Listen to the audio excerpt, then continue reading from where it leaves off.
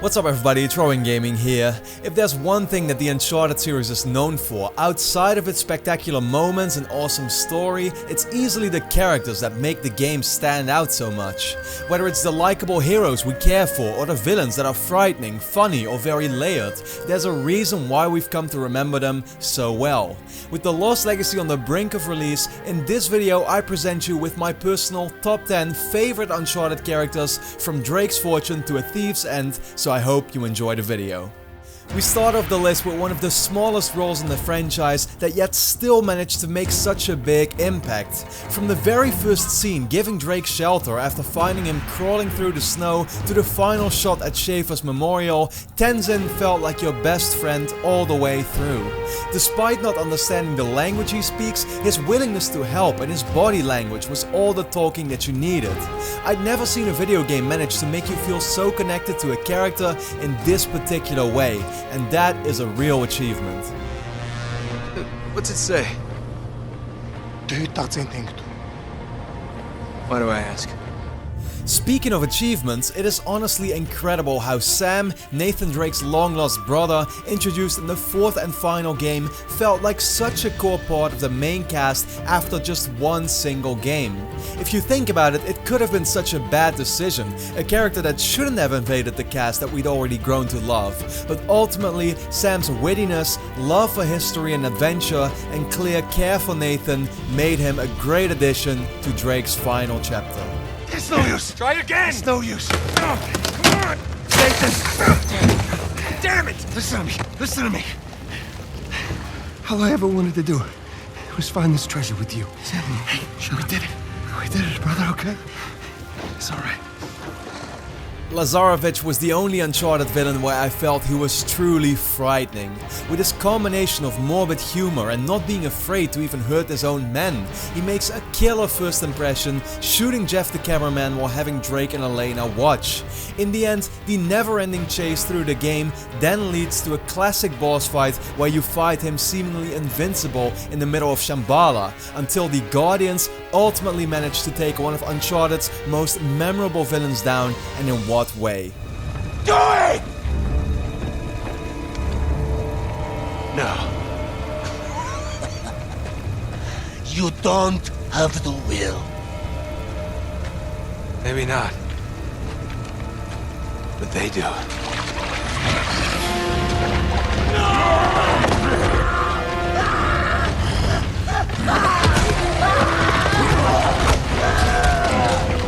Eddie Raja, who can't love him? With Nate and Eddie already having a history before the events of Drake's Fortune, this personal connection makes the interaction between the two flow so well. With his funny lines and explosive characteristics, it was a real shame to finally see him meet his demise in a dungeon full of Nazi mutants. But then again, at least he got to go out in true Eddie Raja fashion. Come on! Going somewhere? Hey, Eddie! Did you really think you could escape from what? Oh no, just giving the young lady the $10 tour. Shut it! Being introduced as a partner of Nate and Sam, looking for Avery's treasure, Rafe Adler started out on your side, yet became the most complex villain Uncharted has ever seen. As a guy growing up in a rich family, he seems obsessed with getting what he wants, and he's not afraid to show that. Threatening Sully in front of many people, not afraid to risk the life of his companion to eliminate his competitor, and ultimately speaking out his jealousy and inner hatred he's felt for Drake in all those years, Rafe truly managed to leave a mark.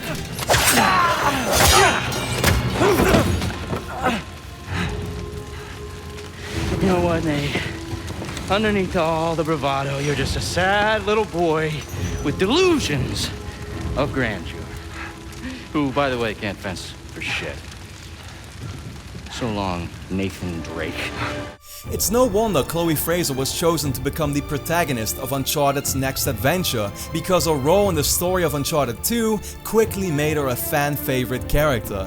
She's pretty much the opposite of Elena, with a self-centered behavior and flirty expressions, not willing to take any risks to save others. It's why the dynamic between the two worked so well and showed great conflict, like we'll no doubt see happen again with her and Nadine in The Lost Legacy. Chloe. No? my turn to walk away. But admit it, you're gonna miss this ass.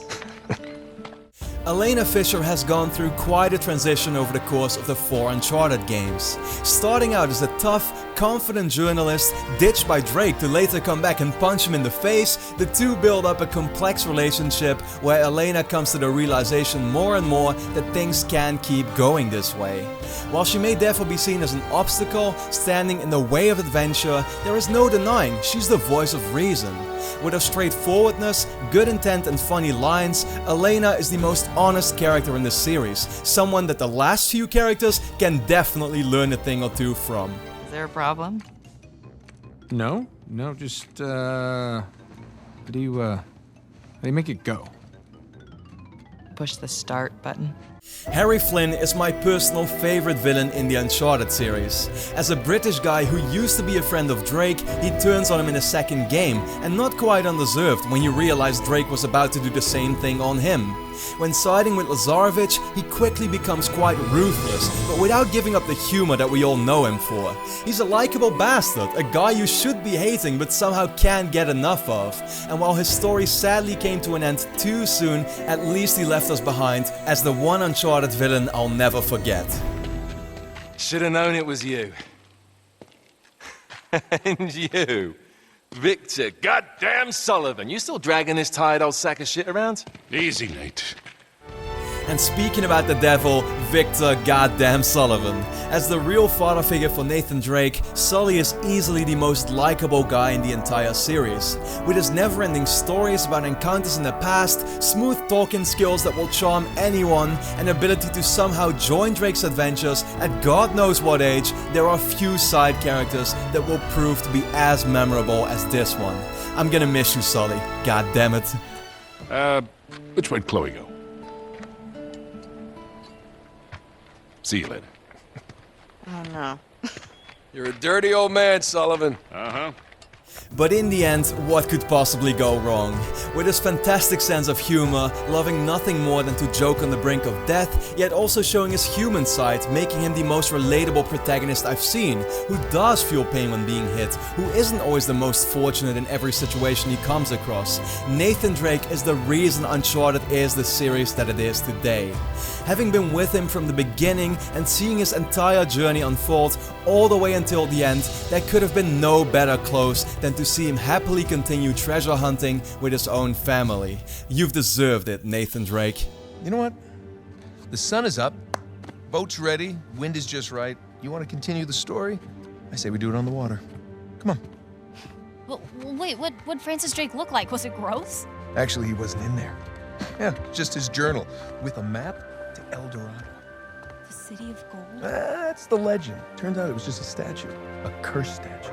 No way, seriously? Yeah, seriously. But I'll get back to that later. But see, the map led us to the